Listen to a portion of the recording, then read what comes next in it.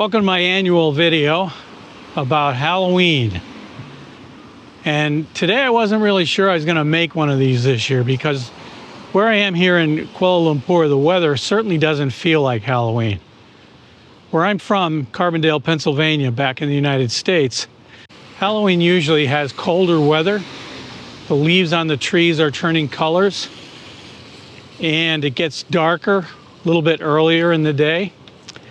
So it really doesn't feel like Halloween here because the weather in Kuala Lumpur is pretty much the same all year long, except now we're entering a rainy season.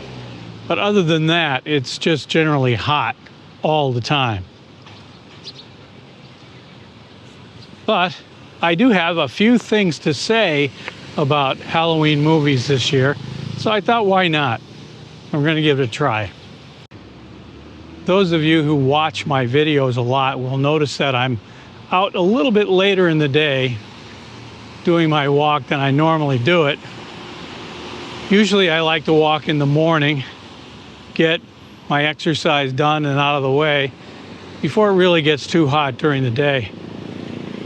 But today's a special day, and like I said in another video, I really don't like to put temporal markers in these videos because they get confusing to people that watch them months or years later. But today is actually Deepavali. A video I had out last week in relation to this one was about that, but this is the actual Deepavali day. So I'm going to be going to a night market that is over near Masjid India, which is near an Indian mosque, which is in part of Old Little India in Kuala Lumpur, just to see what it's like. I'm not even sure the market is open today. This is a public holiday. And how much Deepavali would be celebrated around a mosque, I also don't know anything about that. So it's a walk of exploration.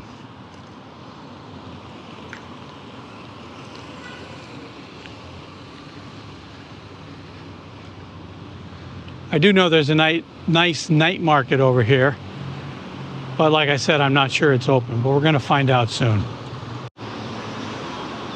Normally there'd be a lot of traffic along this road, raising quite a ruckus, but since it's a public holiday, there's not that much traffic at all. There is some, of course, it is a big city, but not as much as there usually would be. So what videos or movies do I want to talk about this year? Well, there are two. Two that I discovered earlier this year, and they're mini-series on Netflix. I'm sure some of you have already seen them. One is called The Haunting of Hill House, and the other one is called The Haunting of Bly Manor. I think it's part of a series they call The Haunting or something like that, because the two I've seen, it's about 8 or 10 episodes in each series. The two I've seen, and I think there are only two so far, have many of the same actors in them, and I think the same writers and the same director. So there is a theme that runs through both series that tie things together, so they're similar in a lot of ways.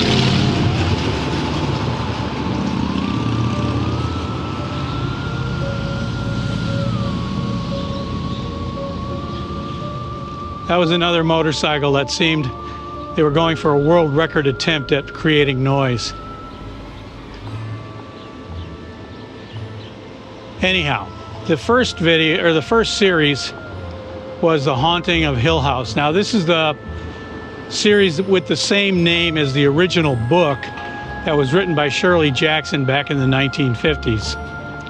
And if you recall from some of my other videos, I like the movie that they made about that in 1963 starring Julie Harris. I did not enjoy the book at all. It is a famous book, though. A lot of people say it's probably one of the best haunted house genre books. But I read it twice. I've listened to it once on in an audio book, just to see, give it another chance. But frankly, I just don't see it. I just don't like the book. The movie, however, is another story. The movie is my favorite haunted house movie ever. It's black and white. It's very atmospheric. If you have a chance, you should watch the movie. The series, The Haunting of Hill House, is on Netflix, like I said. And it's either 8 or 10 episodes. I only saw it once. I don't have a Netflix subscription, so I was watching on my brother's account. But when I sat down to watch it, I had read reviews that said it's a little bit boring or slow starting. I wouldn't say it's boring, but it is slow starting. But man, does it pay off. If you stick with it, and if you know anything about the story at all, you'll love it. The writers did a great job with this. And since they have so much time, there is at least 8 episodes, they were able to explore a lot of different aspects of the book itself, although they didn't follow the story as much as the movie tried to. They did it in such a way that it's even more interesting, I think. And the last episode, man, oh man, you know, I had chills watching it, the last episode. Now, there is supernatural elements in this, and unlike the book or the movie, where we're left to wonder whether or not the supernatural elements are actually occurring, or is the protagonist going insane.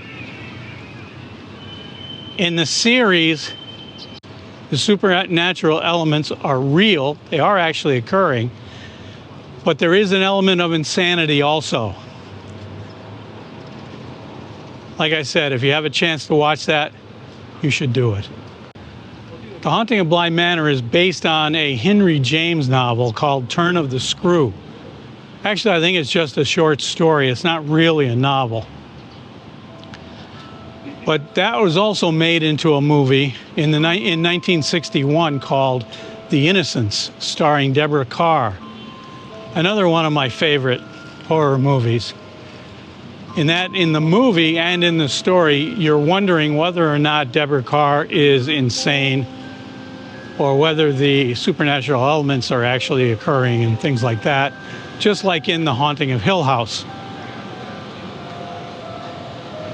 In the series, though, the writers did something a little bit different, but at the same time, genius. And that is, they took other horror stories, also by Henry James, and incorporated them into the series. And one of the ones I noticed while I was watching the series, I didn't know they did this, but I did pick up on the fact that one of the stories was awfully familiar. But one of the stories that Henry James wrote besides Turn of the Screw was called The Ghostly Rental. And elements of that particular story are also incorporated into the series. And if you read some other of Henry James's short stories, the short horror stories, he wrote a lot of other things besides horror. But if you read some of his horror stuff, you'll see that those have also been incorporated into the series. So the writers did an excellent job on that. Of the two, I enjoy The Haunting of Bly Manor even more than The Haunting of Hill House. And Hill House, I have to tell you, is one of my favorite stories, at least for the movie. But The Haunting of Bly Manor on Netflix, excellent. They're both very good, and I would recommend, if you have a chance, to watch both of those. They were on Netflix. I don't know if they still are. I know Netflix sometimes removes things, but there is talk, at least in my online research, that Netflix may be doing a third series. I have no information on that, whether they're really going to do it or not, or if they do, what the story is going to be about. But I like this haunting idea because the actors are good. They're using the same actors. And I think the writers and the directors are also very good. So if they keep the same crew and just write for a different story, I'm hoping that Series 3 is going to end up being just like Series 1 and 2, or as good as Series 1 and 2. It's going to be hard to do it, though.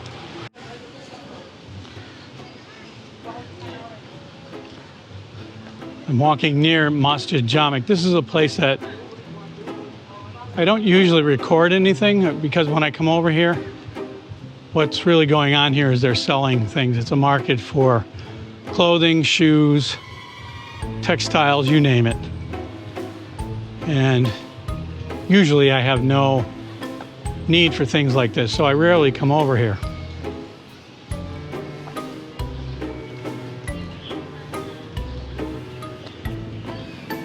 Speaking of the ghostly rental, the way I became aware of that's one of James's short stories that was incorporated into the Haunting of Bly Manor. The way I became aware of it was through a podcast that broadcast old radio shows. And it had a podcast of something called The House. When I did some more research, I realized that the reason I thought I had heard it before is because I did. The House podcast was a radio presentation or a radio screenplay of The Ghostly Rental by Henry James. So I put a link to that podcast in the description below. I think it's about a half an hour long. It's very interesting. It's very atmospheric. And if you're looking for something interesting to listen to on Halloween, that would certainly fit the bill. I just checked with one of the security guards, and I guess I'm on the right track. There is a night market. Just have to go up here and hang a left.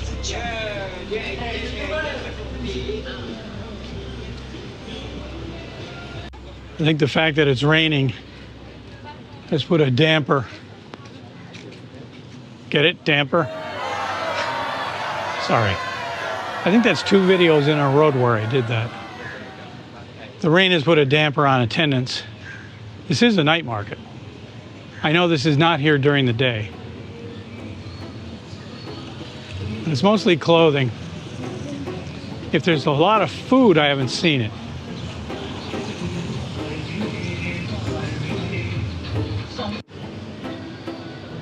This street is mostly known for textile items. You can buy cloth here, you can buy completed items, clothing, dresses, shirts, you name it. There's tailors along this road. If I was here during the day, this would just be very dark. But at night, with the lights on, it's very colorful.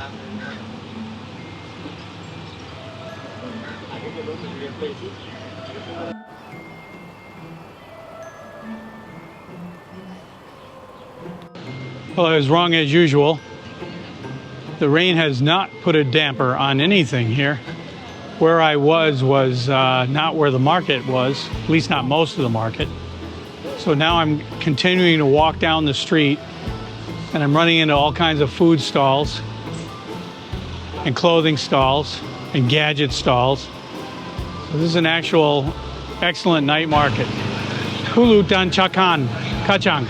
Apa pulut? This is pulut. Cendol pulut. Pulut is glutinous rice. Oh, okay, yeah. Pulut. Pulut. Okay. Yeah. Terima kasih.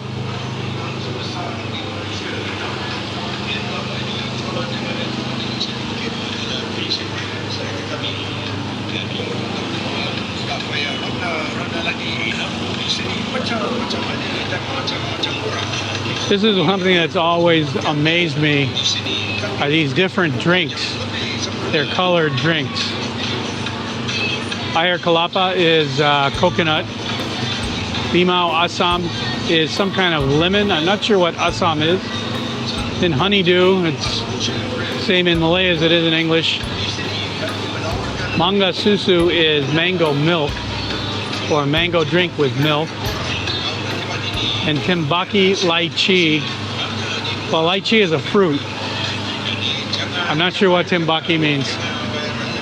And since my hands are full, I'm not going to look it up. I'm going to walk by one more time and pay attention to the stalls on the other side of the street. And make sure there's not anything I want to take home with me. I've already picked up about 500 grams of bananas for 5 ringgit, which in US money is about $1.20.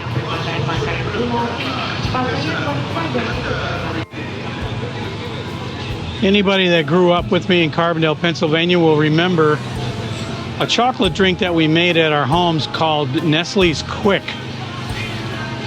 I don't know if they still make that, but it was like chocolate powder with sugar in it that you would mix with milk, and it would be a nice drink for kids. Milo is the same thing here in Malaysia. In fact, I think Milo is now taken over worldwide. It's still made by the Nestle company, except they've gotten rid of the Nestle Quick name, at least here. And it's a very popular drink here. Milo, hot Milo, Milo ice, Milo this and Milo that. Milo is also a big supporter of sports here in Malaysia. That's another reason that I know about it. And I've spotted something else that I like, and I'm going to try to get some, although I'm not sure I'm going to carry it home. And that is manis jang. Well, anyway, I'll look it up and tell you what it's called later. This is sweet corn that the woman is making with margarine and salt. This is something I've only seen in Malaysia, where you get a bag or a cup of sweet corn that you can eat on the run.